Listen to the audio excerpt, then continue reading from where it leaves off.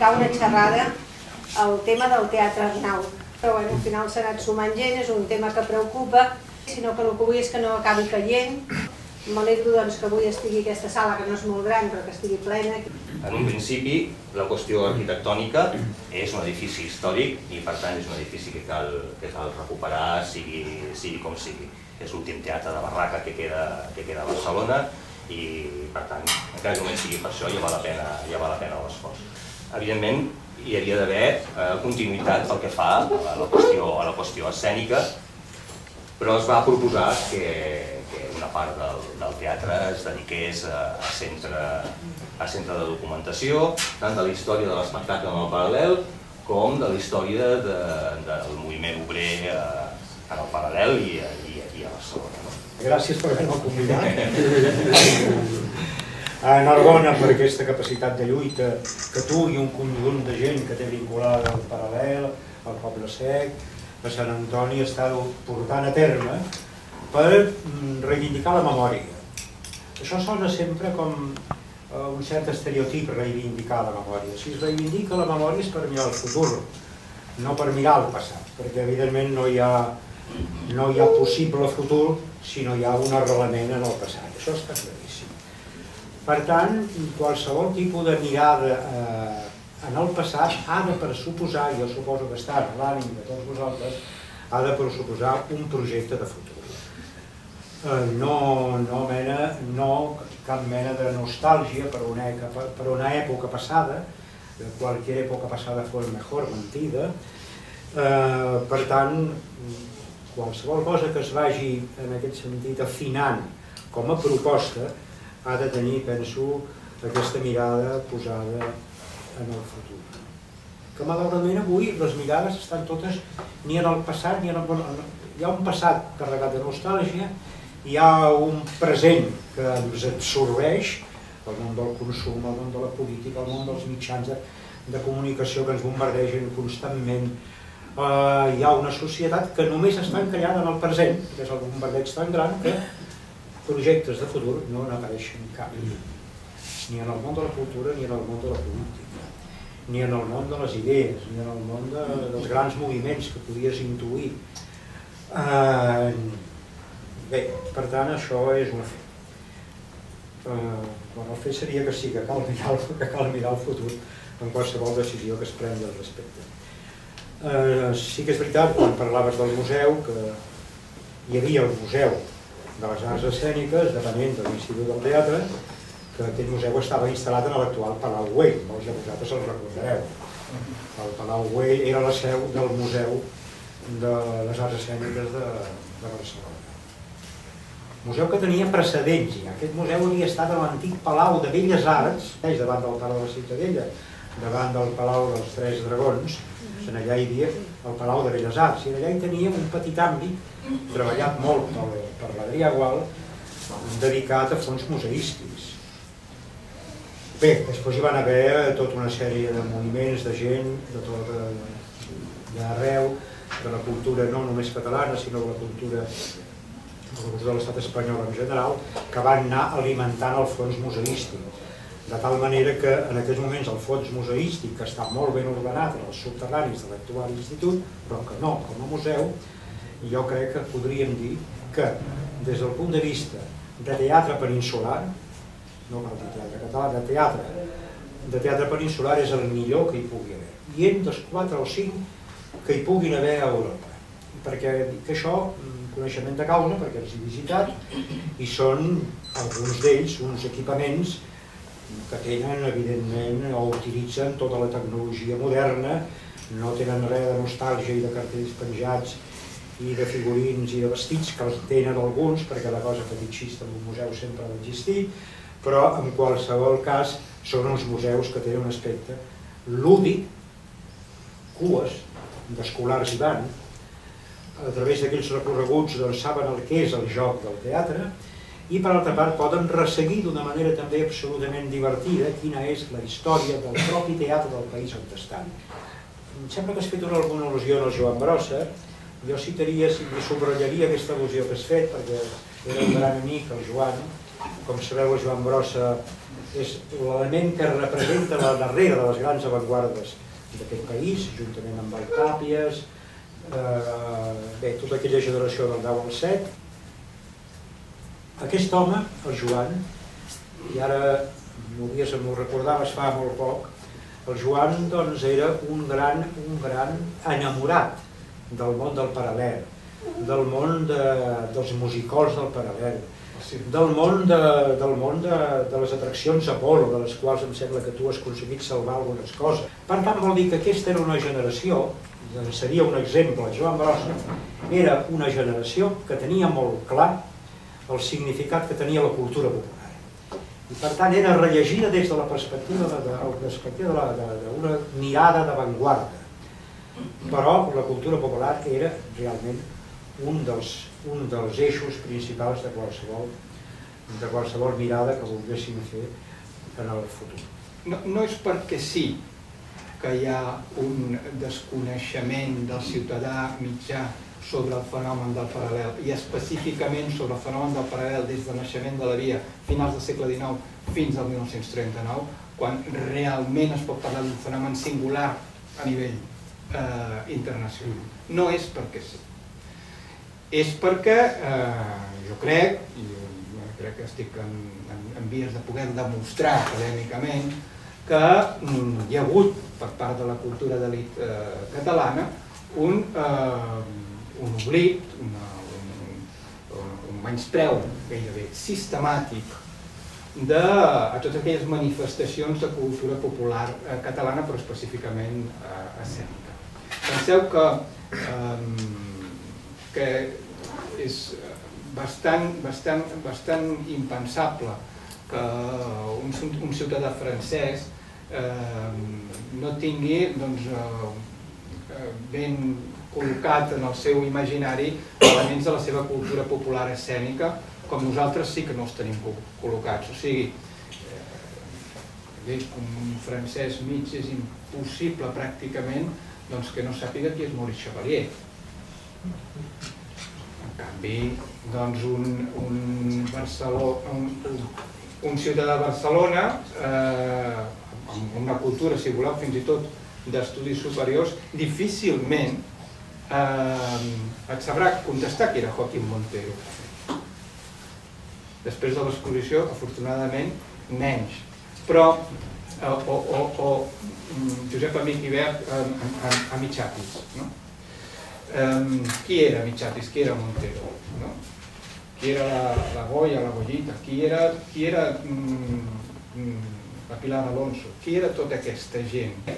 Perquè tota cultura, especialment a l'època contemporània, té dos circuits fonamentals de circulació, la cultura popular i la cultura d'elit. Només per això ja tindria interès conèixer de debò quina és la cultura popular escènica. Però més enllà d'això, conèixer quines característiques, quins trets fonamentals tenen la nostra cultura popular, i específicament la nostra cultura popular escènica, ens ajuda a entendre moltes altres elements que ens constitueixen i que constitueixen la nostra identitat. Per què? Perquè la cultura popular viu de l'èxit popular. O sigui, una peça de teatre en el paral·lel subsistia si tenia acolliment popular. No si a la crítica li agradava, si tenia acolliment popular, perquè el paral·lel era un fenomen escènic industrial, o sigui, que vivia de la taquilla. Ens posem en contacte amb l'Ajuntament de llavors, que no és el d'ara, i ja posem sobre la taula el tema del Teatre Arnau, perquè entenem que el Teatre Arnau té un valor patrimonial incalculable. És l'únic teatre de planta que queda en l'avinguda del Paral·lel de començaments de segle. Tota la resta de teatres han conservat alguns dels noms d'aquella època, però només els noms.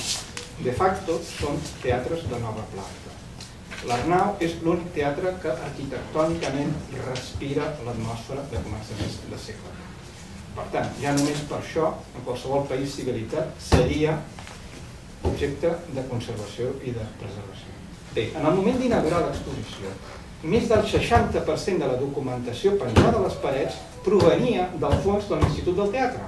Ens plantegem un debat sobre què hem de fer a l'Arnau. En altres països no hi hauria debat sobre què hem de fer amb l'Arnau. No hi hauria debat sobre què hem de fer amb l'Arnau. L'Arnau s'ha de preservar i punt. I punt. Com? Com a què? Com un centre de permanent investigació i documentació de la nostra cultura popular escènica. Com això s'hauria de preservar? Que tingués un espai d'investigació escènica, i això vol dir de manifestació escènica i de representació, i que tingués un espai d'exposició d'aquests materials en contínua renovació, i que fos un element d'exportació de la nostra singularitat que la tenim, la nostra singularitat escènica popular, que la tenim, perquè el fenomen que es produeix al Paral·lel no es produeix en cap altre lloc del món a començaments del segle XX. I això és un element de singularitat que ens diferencia i ens identifica. El nostre amic Pablo Ornaque se'ns ha ofert a completar aquest panorama de la història del Paral·lel amb part de la seva col·lecció, que són doncs els autòmats del Paral·lel, que són parts del Castorino del Paral·lel, del teatre espanyol. Explica'ns-ho tu, què tens, i explica'ns tu què es podria fer amb això que tens, amb tot el que estem plantejant fins ara amb el Teatre Arnau com a referent. Que collonit. Doncs què? Ens han ajudat a situar històricament el panorama, d'on venim, què tenim, què estem perdent i què continuem perdent. Què continuem perdent si el teu magatzem no s'obre al públic. Ara em sento el Martínez Soria, que deia la ciudad no es para mí. Decía, de mi pueblo cuando pasan, amb la boina i les gallines. Bona nit, permís de la senyora presidenta. No oblidem aquí de l'amic. Enric, ha sigut un aconteixement a la meva vida, des de l'altre dia. En sèrio? No, en sèrio, perquè per mi les institucions passen darrere de les persones i per tant ets tu el que m'enreda per mi aquí. Queda clar. Perquè jo quan m'enreden i m'enredo vaig amb imatges, tu. Estàs o no? Perquè jo no sé parlar com aquesta gent. No tinc... Soc un feriante, tu, un drapaire. Con permiso de Pàmies, ministro. Dius, és que aquí... Escolta'm, el polític que estiu que venia avui, que hi ha eleccions, que hi ha un auditori magnífic, tu. Magnífic! És el que estava previst, que el polític vingués... Doncs mira, aquest és el que m'estava enredant contínuament perquè aquestes col·leccions anessin catapultades. És que no sé per on començar, perquè... Sí, escolta'm una cosa. Parlo com jo soc? Vinga. A mi se'm coneix molt per al món de l'esport. D'acord? Tinc col·leccions d'esport i un dia em truquen els meus digníssims rivals del Barça perquè si monti el museu i el seu projecte cap amunt i bueno, apareixen la carreta, es tanca un any i mig i quan s'obre, escàndalo. Vinga, pa otro lado. Com un pastor, com un drapaire, perquè sempre que jo accepto muntar un museu, si veig que no tindrà èxit o que serà només com una exposició que quan ha passat un temps la gent no repeteix, ara no us diré una grosseria molt gran que és de la meva factura perquè és la més explicativa, però sí que jo em responsabilitzo de que sigui el màxim possible de deslumbrante perquè sigui una joia europea mundial. No és conya. Quan jo vaig muntar el Bar La Fira, ja està allà, i vaig posar moltes coses del Paral·lel i de les aficions Apol·lo i... Exemple, la col·lecció d'autòmats, que tu has dit. És que la col·lecció d'autòmats té... El Chevalier és la figura de principal. Me la vol comprar el govern de França més de 17 vegades. I ha posat pasta, no, en sèrio. I ara no vinc aquí. No, és perquè jo no tinc sentit de la propietat. Jo tinc un sentit de que jo piraré i durant la meva vida el que he pogut rescatar de coses simbòliques que quedin per sempre. Per això quan he fet de la selecció espanyola he deixat allà més de 1.500 peces originals, des de 1.780 originals. I va el Blatter, el president de la FIFA, diu, això és el millor del món, millor que el d'Anglaterra. Bueno, cojonudo, pues a por otra. Llavors jo pregunto, l'edifici, que és una altra estrella, tal com tu has explicat, m'ho he anotat, és estrella com a edifici? És estrella, és una estrella, no? És un cas pràcticament únic i original, és una estrella. Llavors, què es tracta? De que l'estrella sigui l'edifici i dintre estigui la història del paral·lel i tots els detalls que és meravellós, o que sigui l'estrella l'edifici i a més de tot aquest entorn de la història tingui 30 escenografies que la gent s'hi cagui a sobre. Aquesta és la història. I llavors jo, conyo, quan em truquen els culers, em tanco allà dintre i quan obro, de tot. Gampers, de tot. De tot. I llavors la gent rep el combinat idoni. Que hi hagin peces, perquè els museus, en definitiva, al final són les peces. Perquè hi ha museus plans, que dic jo, com el que sigui, el Museu del Prado, que si agafes un llibre veuràs exactament el mateix que veus allà, perquè no està en 3 dimensions. Però la gent hi va, allà. Jo no sé si és perquè tocar l'ànima del pintor que ho va pintar, però la visió és la mateixa, no té 3 dimensions. No sé si estic fotent un rotllo, però és que m'ho crec. Llavors, quan arribes al Louvre i entres a la galeria de los persas, de los sirios i tal, perquè té 3 dimensions. I al voltant, tota la història ben explicada. Llavors, si estigués aquí o allà, seria cèlebre, solo està en Barcelona. Bueno, jo l'altra nit, us ho dic modestíssimament, del que es podia fer aquí, em vaig quedar acollonit, de veritat. Però, com una irradiació, vaig arribar a escriure, seria el local d'innovació per peces històriques, referents del paral·lel. Unes d'Apolo i unes altres d'altres establiments, més les que es trobessin per qualsevol lloc. I la història que tu estàs dient, m'ha encantat de cultura popular, Sí, home, sí, perquè jo l'he dit 20 vegades a Mansiura, no ho volia nombrar, No ho volia nombrar, però ja li diré. Te he nombrado, chico. No has estado, però te he nombrado. I t'has perdut una bona, perquè escoltar-vos a vosaltres era necessari. I per mi també. Jo ara entraré ja a matèria. Jo només soc feliç amb el que crec. I el que crec és una combinació del que he escoltat aquí. Però, per favor, que la gent no se li brigui de veure unes bombes d'emoció escenografiades, que tot el que és l'historial i tot el que són altres detalls, tot el que dic jo, el guió, que també ho faig jo, perquè també ho faig jo amb els temes de futbol, no? Però a mi el que m'està privant és que mireu imatges. Al Barça li vaig fotre tot el gimnàs Solé original de 1900 que guardava jo amb totes les guixetes i les separacions modernistes. Això era un tros dels 1.700 metres. I quan jo vaig arribar al Museu del Barça, que van crear pel centenari, era un museu de... no us en recordeu, era un museu que tenia 300 metres.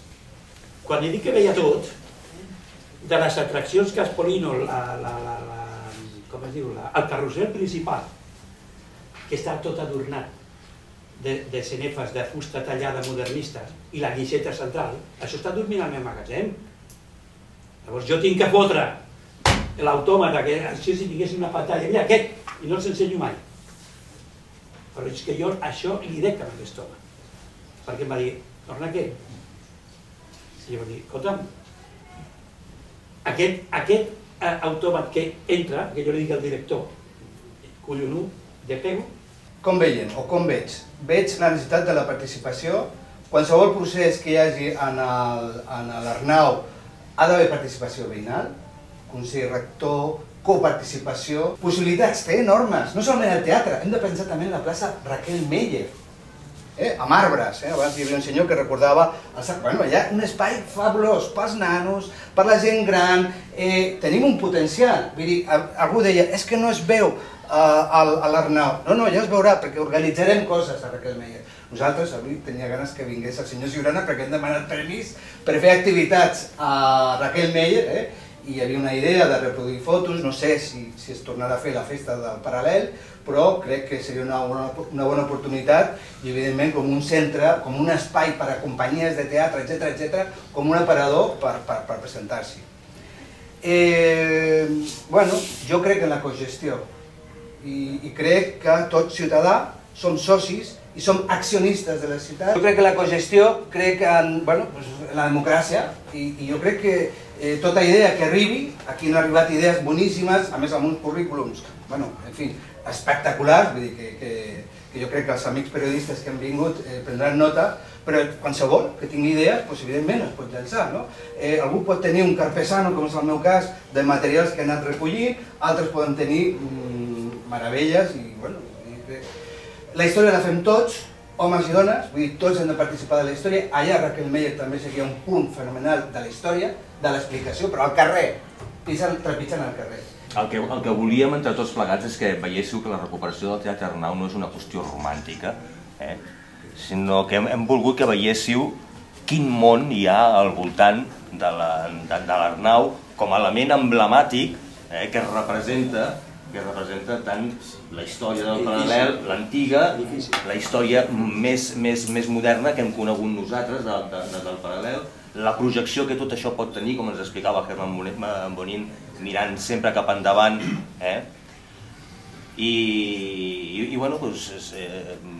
L'Arnau és de l'Ajuntament. Sí, legalment, totalment de l'Ajuntament. Per tant, és de la ciutat. I també vinc d'aquest col·lectiu de companyies i de més. A nivell pràctic, com s'han de canalitzar aquestes propostes, o ho dic perquè serveixi com de projecte de continuïtat i no es quedi en un descobriment de coses antigues, fantàstiques, i de queixes de l'actualitat. Jo afegiria, com a també... Aquesta pregunta li afegiria, perquè m'interessa moltíssim, també com a veí del Poble Sec que soc i com a... Vull dir que aquesta recuperació de tota aquesta tradició i sobretot a més com a amant de la cultura popular, és com, ostres, aquesta recuperació és molt necessària, però pregunto, és una pregunta que deixo en l'aire, com connectar això també amb el fet de la recuperació amb el fet del present, el que deies, extreure al màxim pel nostre present i pel nostre futur.